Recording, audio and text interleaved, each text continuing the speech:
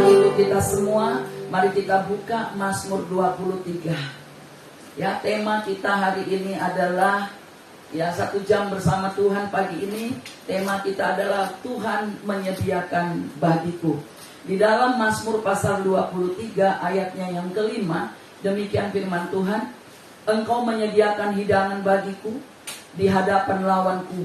Engkau mengurapi kepalaku dengan minyak, pialaku penuh melimpah.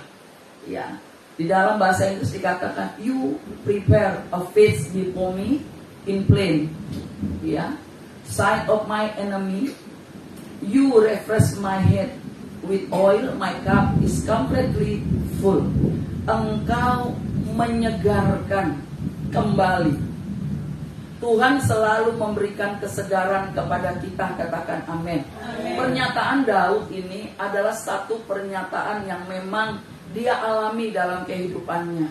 Dan saya rindu kita semua setiap hari akan mengalami persekutuan kita dengan Tuhan. Dan orang-orang yang selalu bersekutu dengan Tuhan akan punya cerita yang manis, cerita yang indah dengan Tuhan. Apapun kondisinya setiap hari, saya percaya kita semua yang hadir pada pagi hari ini, kita selalu punya cerita bersama dengan Tuhan. Selalu ada mukjizat. Jadi kalau bicara mukjizat, itu tidak bicara tentang uang. Bicara mukjizat tidak selalu bicara tentang kesembuhan saja. Bicara mukjizat itu juga bicara tentang bagaimana nafas kita tetap ada dan kita tetap bisa menghirup udara setiap hari karena kasih dan pertolongannya Tuhan. Nah, pernyataan Daud ini memang nyata benar, di mana kita tahu Daud adalah seorang raja, seorang yang diurapi Tuhan. Bahkan ketika dia sudah duduk sebagai raja pun, dia tidak lepas dari banyaknya musuh. Ya, selain daripada musuh negara atau musuh bersama-sama, yaitu bangsa-bangsa yang ada di Kanaan pada waktu itu, dia juga punya musuh-musuh yang ada di dekatnya secara pribadi. Termasuk Saul pada waktu dia sebelum jadi raja, di mana Tuhan mengurapi dia. Dia orang yang baik. Dia selalu memainkan musik ketika Saul sakit. Dia sebenarnya betul-betul setia mendampingi Saul, bahkan mengusir setan dengan kecapinya. Tetapi demikian Saul tidak bisa melihat kebaikan yang dilakukan oleh Daud terhadap dia. Kemudian setelah dia duduk di tahta, ada banyak orang-orang yang memberontak kepada dia. Demikian bahkan anaknya sendiri pun melawan kepada dia. Tetapi Daud tidak pernah melihat persoalan ini menjadi satu persoalan yang berat bagi dia. Karena Daud percaya bahwa ketika Allah mendudukkan dia sebagai raja, ketika Allah sebelumnya juga tidak mendudukkan dia sebagai raja, Allah yang dia sembah adalah Allah yang sama. Bapak Ibu Saudara, ketika kita dalam keadaan masih kekurangan, ketika kita dalam keadaan masih pas-pasan, ketika kita masih baru-baru menjadi pelayan Tuhan, mungkin dikenal dengan istilah kami para gembala, ketika masih baru-baru merintis, kita bisa punya iman dan mengatakan Allah itu kekuatan, Allah itu mencukupi. Dan benar ketika Allah mencukupi, kemudian day by day kita berjalan bersama Tuhan. Jemaat-jemaat mulai diberkati, hidup kita mulai diberkati. Dulu waktu baru-baru melayani Tuhan, kita bisa mengatakan bersama Yesus, aku lakukan perkara-perkara besar.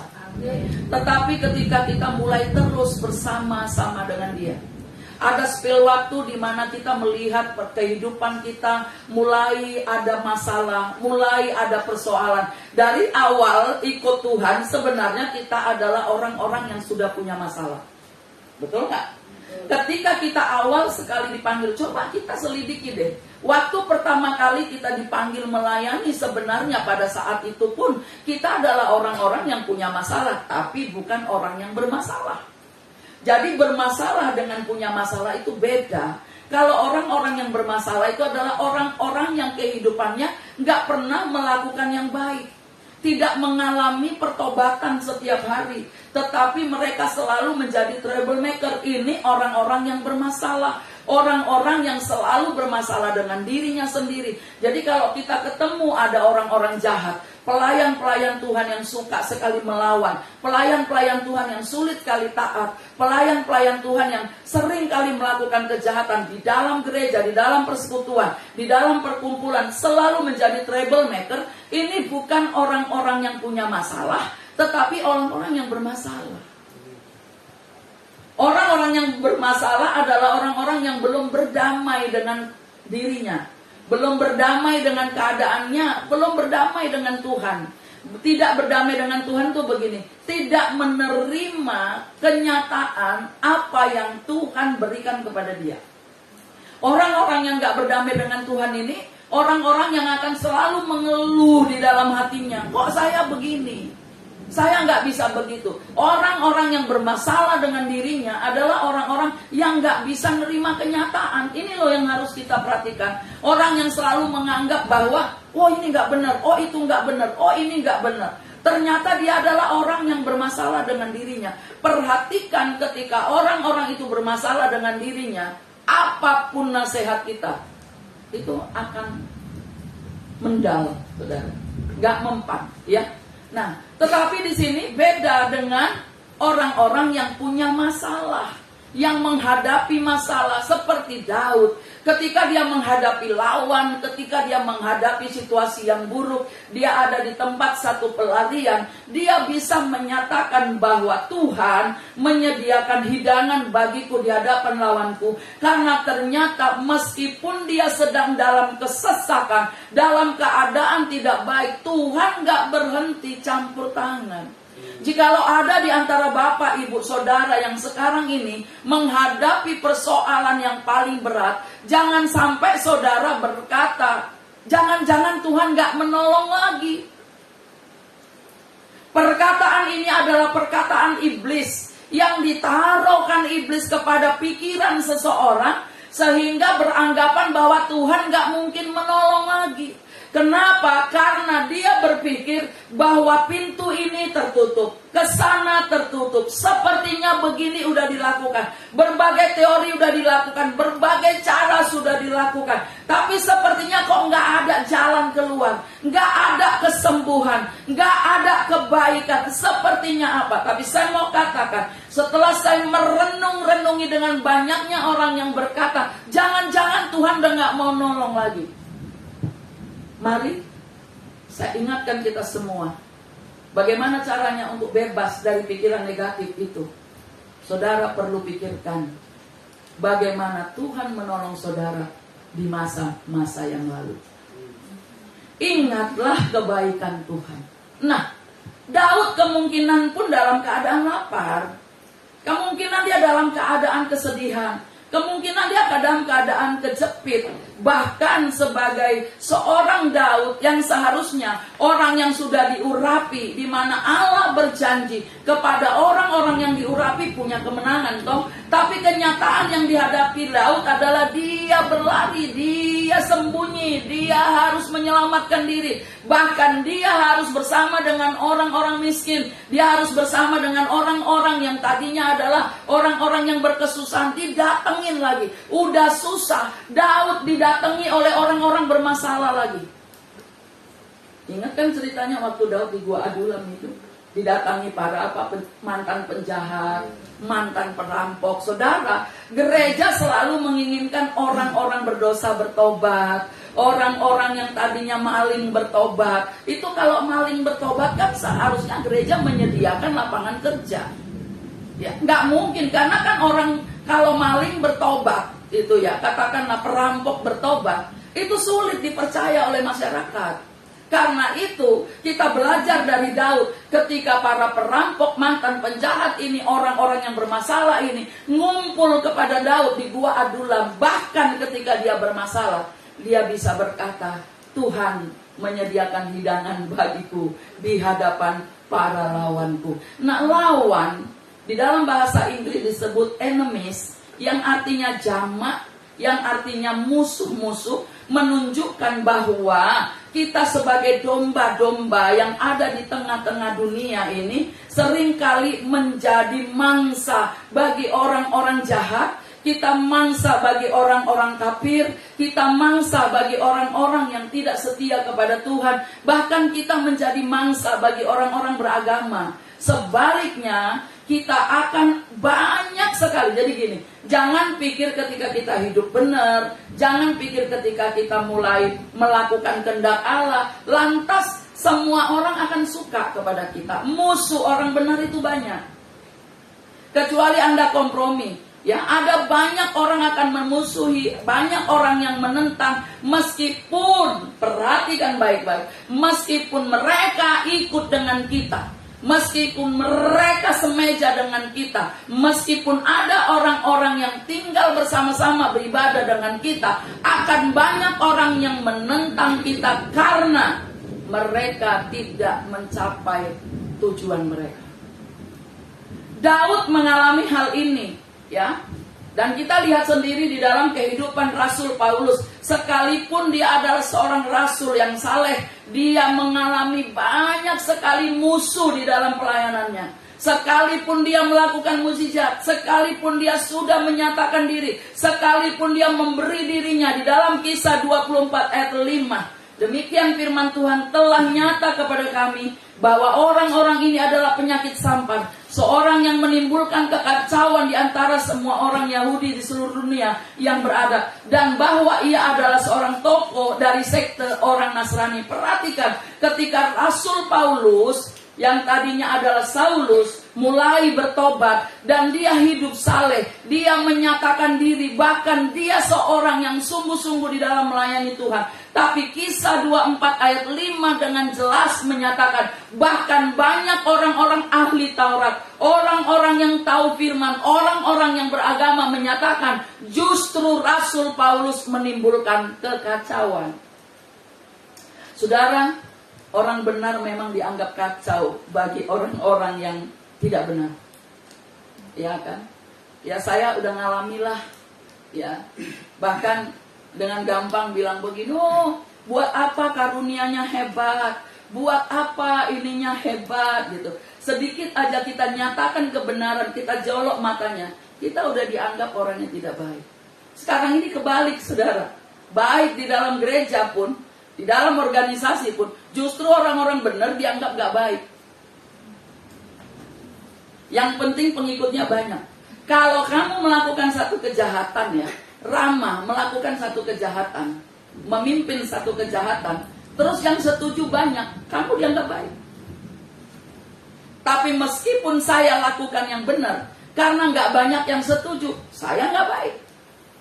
Tetapi mari kita lihat bahwa Allah menginginkan kita sepadan dengan firman, bukan dengan dunia. Sekalipun orang-orang yang bersinah dianggap baik, tapi Tuhan mengatakan tidak baik, kita harus ikut Tuhan. Sekalipun gak ada yang setuju. Perhatikan, kata-kata penyakit sampar yang dilimpahkan kepada Rasul Paulus dalam Kisah 24 ini, dalam bahasa Yunani dipakainya adalah kata loimon.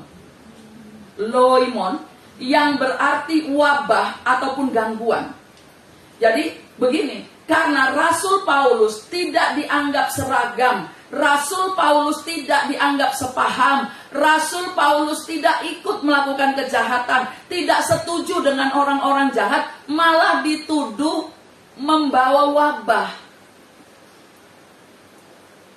Iya kan? Ini dituduh bawa wabah. Sekarang apa sih bedanya pemimpin dunia dengan pemimpin rohani? Pemimpin dunia akan memakai orang-orang yang sepakat dengan dia, yang dianggapnya baik, yang bisa dianggap setuju, sepakat untuk melakukan ini itu juga dilakukan. Begitu seorang pemimpin rohani dipilih, dia hanya akan pilih orang-orang yang menurut dia sukai. Bukan menurut dia orang yang bisa kerja, bukan yang menurut dia orang yang diurapi, bukan menurut dia orang yang bisa betul-betul punya integritas. Yang dipilih malah kadang-kadang kalau kita pikir orang yang selalu bermasalah di tempat kerjanya gak jadi berkat. Dia bisa dipilih, mengapa? The power of money. Apalagi kalau pemimpinnya miskin, pemimpinnya nggak punya uang, dia berharap dia pilih orang-orang ini, meski preman-preman dipilih. Kenapa? Karena punya uang bisa membantu dia. Dia lupa di dalam Alkitab justru dikatakan seorang pemimpin adalah seorang yang betul-betul bisa menjadi berkat, bukan ngumpulin berkat. Ini yang harus kita lihat. Kenapa Rasul Paulus dikatakan penyakit sampar, menjadi seolah-olah dia troublemaker, seolah-olah dia membuat kekacauan. Karena fakta memang menunjukkan bahwa dimanapun Rasul Paulus berada, di situ akan ada kekacauan bagi orang-orang tidak benar. Mereka sebenarnya secara hati nurani, mereka sudah tertuduh. Mereka seharusnya bertobat, bukan malah menyerang. Tetapi dengar baik, orang-orang yang hidupnya tidak bersama-sama dengan Tuhan, orang yang tidak intim dengan Tuhan, mau dia tetap jadi pemimpin, mau dia tetap jadi seorang hamba Tuhan, dia tidak akan pernah bisa sepadan dengan Tuhan. Dan orang-orang seperti ini akan membawa atau mengumpulkan orang-orang untuk menghalau orang benar. Ini yang kita lihat. Bayangin, itu kata loimon dalam bahasa Yunani, itu artinya itu adalah itu penyakit menular gitu. Ya, penyakit menular. Tapi kalau kita punya Roh Kudus, ya, Allah Roh Kudus itu akan menuntun kita, ya. Dan Saulus ini dulu memang orang jahat, tetapi setelah dia bertobat, ya, di dalam Kisah 9:8 itu jelas sekali bagaimana Allah membawa dia kepada jalan yang benar. Dan setelah bertobat, ia hanya memberitakan Injil Tuhan dan menolak hal-hal yang jahat. Nah, saudara, permusuhan-permusuhan tidak selalu muncul karena perbuatan kita jahat. Amin. Tidak. Karena nasihat, orang lain bisa membenci kita. Karena kita baik pun, orang lain bisa membenci kita. Nah, bagaimana supaya kita tetap sebagai anak-anak Tuhan bisa mengalami kebaikan-kebaikan Tuhan di tahun ini?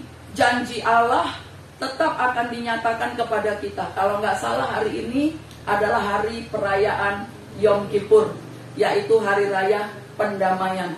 Mari kita pribadi lepas pribadi, mulai kita berdamai dengan diri kita sendiri. Kalau kita udah berdamai dengan diri kita, kita bisa berdamai dengan Tuhan. Kalau kita udah berdamai dengan Tuhan, kita bisa berdamai dengan semua orang. Kita bisa melihat setiap orang-orang yang lemah, setiap orang-orang yang punya kekurangan adalah orang-orang yang perlu ditolong, bukan orang yang perlu dirongrong. Yang pertama, saudara, kita harus tahu bahwa ketika Yesus bersama murid-murid pun, tidak ada satu kesalahan pun selama hidupnya. Selama dia melayani bersama-sama sampai di usianya 33 tahun. Di 3,5 tahun Yesus melayani, gak ada satu pun kekurangan yang didapati. Tetapi dia tetap punya murid, seorang pengkhianat. Bapak Ibu Saudara, apa yang kita harus lakukan supaya kita dapat terus mengalami penyertaan Tuhan? Seperti Mazmur pasal 23 ayat 5, supaya hidangan kita tetap tersedia di masa-masa sulit ini. Yang pertama-tama, Tuhan sebagai gembala itu harus menyertai, melindungi kita. Di ayat 4 kita perhatikan, sekalipun aku berjalan dalam lembah kekelaman, aku tidak takut bahaya, sebab engkau bersertaku, gadamu dan tongkatmu, itulah yang menghibur aku. Perhatikan, kehidupan orang percaya bukan berarti tanpa persoalan. Jadi kita jangan mimpi kehidupan orang percaya, orang intim dengan Tuhan. Oh, kok dia intim sama Tuhan, kok masalahnya banyak. Orangnya intim sama Tuhan, kok kekurangan sih. Orang intim sama Tuhan kok masih harus bergumul soal pekerjaan sih. Orang intim sama Tuhan kok masih sakit. Perhatikan saudara, orang-orang yang intim, orang-orang yang dekat dengan Tuhan sekalipun bukan berarti orang-orang yang bebas dari persoalan. Tetapi perhatikan bagaimana dia akan keluar dari persoalan itu yang perlu kita tahu. Semua orang akan mengalami, mau orang benar, mau orang gak benar, orang percaya, orang yang tidak percaya. ketika dia hidup di dunia ini, dia pasti akan mengalami berbagai-bagai persoalan. Tetapi satu hal yang kita lihat, bagaimana Allah menyediakan pertolongan kepada orang benar. Bagaimana solusinya? Jadi kalau orang-orang dunia, mereka punya solusi tapi caranya nggak tepat, nggak sesuai dengan Tuhan. Kita yang anak-anak Tuhan harus ikuti caranya Tuhan.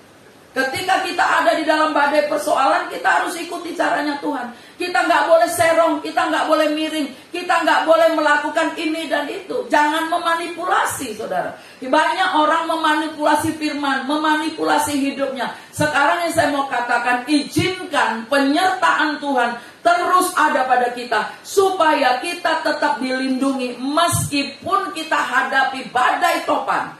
Tapi saya percaya jalan keluarnya adalah kemuliaan. Bapak ibu saudara, yang kedua, Tuhan bahkan bisa memberkati kita. Ini artinya, kan kalau dikatakan gini, Engkau menyediakan hidangan bagiku di hadapan para lawanku. Lawan yang dimasuk di sini adalah orang-orang yang memusuhi, bukan kita yang memusuhi. Jadi perhatikan, Daud tidak memusuhi siapapun, tetapi orang memusuhi Daud. Jadi kalau dikatakan para lawan, ini tidak bicara iblis, tidak bicara roh jahat. Ini berbicara tentang manusia secara nyata. Siapa mereka? Yaitu orang-orang yang memusuhi saudara dan saya tanpa sebab. Orang yang menjadi musuh tanpa sebab. Maka dikatakan ketika kita ada di dalam hal ini, Tuhan bahkan bisa memberkati kita di tengah-tengah kesukaran. Ini perbedaannya. Tuhan bisa memberkati saudara dan saya di tengah-tengah kesukaran. Saudara perhatikan ayat 5. Waktu Daud berkata, Tuhan menyediakan hidangan bagi dia di hadapan lawannya. Tuhan bahkan mengurapi kepalanya dengan minyak. Bahkan dia berbicara tentang satu piala yang berkelimpahan. Piala itu tempat minum. Artinya tidak akan pernah kekurangan sesuatu pun yang baik. Katakan amin. Tidak akan pernah kekurangan, saudara. Saudara boleh punya masalah. Saudara boleh sakit penyakit ada. Saudara sedang bergumul keuangan. Saudara sedang alami apa saja. Tapi perhatikan, Allah berjanji dia menyediakan hidangan, jalan keluar, pertolongan di hadapan para lawanmu. Sekarang yang mencemooh engkau, siapa yang menghina engkau, yang mencemooh engkau, dengar hari ini saya mau katakan, Allah sanggup memberikan pertolongannya. Di saat engkau terjepit di antara batu-batu, Tuhan akan memberikan pertolongannya kepadamu. Tuhan itu ajaib. Sekali lagi, siapa yang menjadi lawan kita? Siapa yang menjadi lawan Daud? Yaitu mereka adalah orang-orang yang dengan berbagai cara menginginkan kehancuran Daud. Amin. Jadi kalau ada orang menginginkan kehancuranmu, itu bukan setan. Itu adalah pribadi yang sebenarnya iri. Jadi nggak semua setan, ya kan? Sekarang ini kedudukan setan banyak digantikan sama orang sekarang. Ya, banyak gitu ya. Tanpa sebab benci kita gitu kan. Tanpa sebab kok rasanya kalau dengar nama kita disebut gitu langsung wah merinding seluruh tubuhnya. Langsung ngamuk, marah. Saya nggak ngerti kenapa. Yang jelas itu bukan setan. Itu karena dia belum berdamai dengan dirinya. Ada masalah dengan dirinya. Iya kan? Ada masalah. Nah, kalau ada orang baik banget, manis waktu ngomong di depan kita, tapi hatinya bergejolak. Saya tuh sering ketemu orang-orang yang begitu kan. Kalau ketemu gitu, ya Pak, ya Bu Pak, gini, nang ninung nih. Saya dengerin itu hati dia. Wah, ribut itu hati dia. Mengapa? Dia bermasalah dengan dirinya. Nah, Bapak Ibu Saudara, hidangan yang disediakan Tuhan di hadapan lawan kita adalah ekspresi tentang sempurnanya pemeliharaan Tuhan. Ya. Jadi bukan berarti langsung turun tuh, ada kerekan turun dari langit, jatuhin beras 1 karung 40 kilo, jatuhin duit 1 karung, enggak. Adalah satu ekspresi. Jadi ya, Daud berbicara tentang ekspresi Allah. Ekspresinya dia. Bagaimana Tuhan selalu memelihara nyawanya.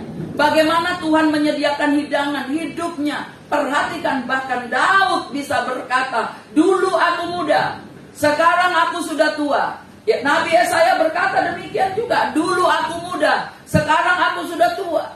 Tetapi aku gak pernah melihat orang benar, anaknya, keturunannya minta roti.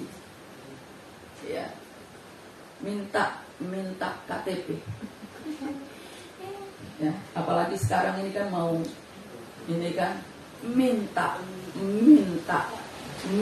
dukungan. Nggak perlu. Tuhan tahu kita mau taruh di mana ya. Kenapa? Yang pertama, Tuhan janji berikan ketenangan. Bisa nggak orang punya masalah tenang? Bisa. Sebab Allah beserta dengan aku. Ya. Bisa nggak orang yang sedang sakit tenang? Bisa. Dengar yang sakit yang nggak bisa tidur, yang sulit tidur, mari baca firman Tuhan ini. Tuhan adalah gembalaku, takkan kekurangan aku. Ia membaringkan aku di padang yang berumput hijau. Kalau engkau tidur di spring bed pun nggak bisa nyenyak. Ingatlah Daud di rumput yang hijau, di dalam batu-batu, bahkan di padang gurun dia tidur nyenyak. Dan ia membimbing aku ke air yang tenang. Yang gak bisa tidur, dengar baik, engkau dihantui pikiran-pikiran yang gak benar. Perhatikan keadaanmu. Dengerin, saya mau katakan, yang gak bisa tidur nyenyak, perhatikan, Tuhan adalah gembalamu, takkan kekurangan engkau. Dia membaringkan engkau di spring bed yang lembut, yaitu di hadirat Allah. Dia menyegarkan jiwamu. Kalau kau nggak bisa tidur, tandanya jiwamu belum segar, jiwamu belum mengalami pemulihan. Mari datang kepada Tuhan, sebab Tuhan berjanji memberikan pertolongan, ketenangan, kesegaran, keamanan kepada kita di tengah-tengah pergumulan berat. Katakan amin. Kalau kamu nggak bisa tidur, ingat firman ini. Langsung ngomong ke jiwamu, hai jiwaku, tidurlah, sebab Tuhan adalah gembalaku, takkan kekurangan aku. Segala sesuatu yang terjadi dalam hidup kita, itu bisa saja ada. Tetapi dengar, Tuhan adalah gembala yang baik. Kalau sampai kamu gak punya makanan di rumahmu, bukan berarti Tuhan tidak bersedia menolong engkau. Mungkin ada yang harus kau perbaiki dalam hidupmu. Kau perbaiki dalam gaya hidupmu. Ya, ada istilah-istilah itu apa? Gaya itu lebih berat dari ini kan. Jadi kalau daripada apa katanya ya? Bukan kan? Gaya gravitasi itu kan berat, ya kan? Ya gitu ya. Atau gaya hidup lebih berat daripada kenyataan. Ya selidikilah gitu kan. Selidiki gitu. Jangan sampai saya nggak percaya, kita minta-minta. Saya nggak percaya, saya tetap percaya ada makanan, ada hidangan di rumah orang-orang yang takut akan Dia. Pelipat gandaan akan terus terjadi asalkan kita mau bekerja. Amin. Saudara, coba perhatikan di ayatnya yang ke-6 akan saya tutup. Mari kita baca sama-sama. Ini Daud ini sepertinya kok sepertinya itu berlebihan sekali. Padahal dia dalam keadaan susah. Perhatikan apa yang dikatakan Daud di sini. Di ayat ke-6, 2, 3, iya. Kebajikan dan kemurahan belaka akan mengikuti aku seumur hidupku, dan aku akan diam di rumah Tuhan sepanjang masa. Perhatikan, jikalau engkau intim dengan Tuhan, engkau ada di rumah Tuhan, jangan pergi kemana-mana, datang kepada Tuhan, berbicara kepada Tuhan, curhat kepada Tuhan, memuji Tuhan, mengucap syukur kepada Tuhan. Saya percaya maka ketenangan, kesegaran, keamanan di tengah-tengah pergumulan kita itu akan terjadi. Sama seperti Daud yang berkata, hanya dekat Allahku, rasa tenang hatiku. Itulah yang kita akan lakukan hari ini. Biarlah kita selalu dekat dengan Tuhan. Kalau kita bekerja, mari terus ya andalkan Tuhan, sertakan Tuhan dalam pekerjaan. Biarlah Tuhan tetap menjaga, mengawal kita. Mari saya mau berdoa bagi kita semua yang sedang sakit, dengarlah firman Tuhan. Biarlah Tuhan menyegarkan engkau pada pagi hari ini. Tuhan memulihkan pikiranmu, Tuhan melakukan sesuatu bagimu. Engkau akan diangkatnya menjadi naik dan bukan turun, dan engkau akan dibawanya menjadi kepala dan bukan ekor. Engkau akan kelimpahan dalam rumah tanggamu. Engkau tidak perlu takut bahaya, sebab Tuhan beserta dengan kita semua. Katakan amin. Katakan amin.